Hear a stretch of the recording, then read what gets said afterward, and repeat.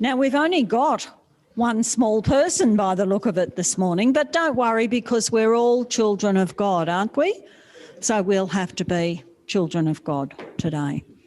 We've got a little video that's going to show us one of the readings that we're going to hear about. Do you remember a few weeks ago when we had the intergenerational service, we were talking about being strong and being courageous?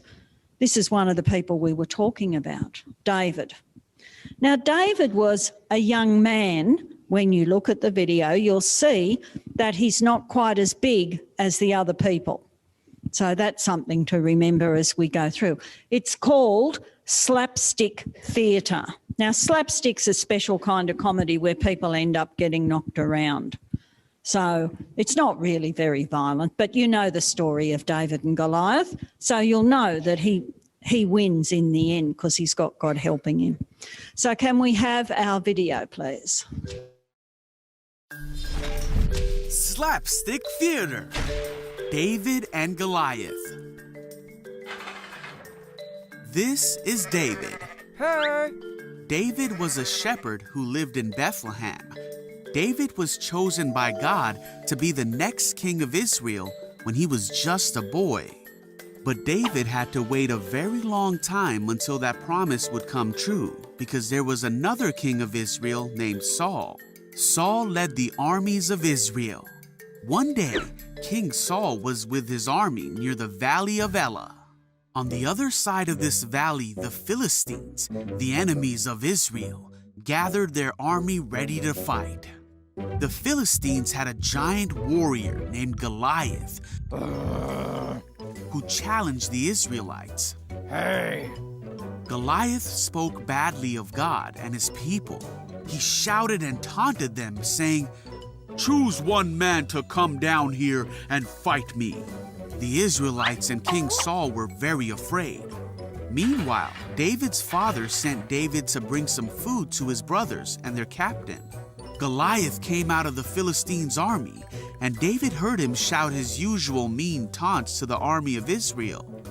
Whoa, what? As soon as the Israelites saw Goliath, they began to run away in fright. See ya! David asked, "Who is this Philistine anyway, that he has allowed to defy the armies of the living God?"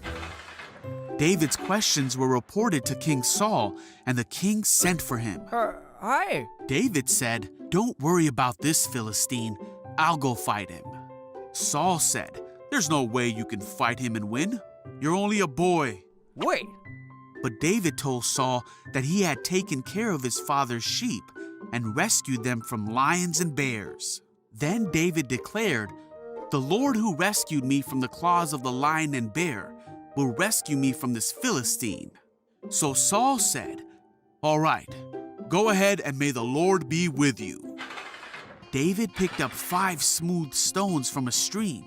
Then, armed only with his shepherd's staff and sling, he started across the valley to fight Goliath. When Goliath saw him coming, he sneered at him and yelled bad things at David. But David said, "You come to me with a sword, spear, and javelin, but I come to you in the name of the Lord of Heaven's armies."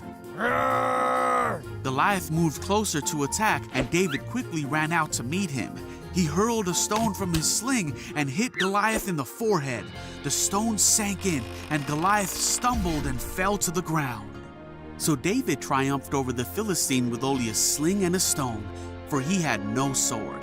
But he knew the power of God and trusted God to win the battle against the giant.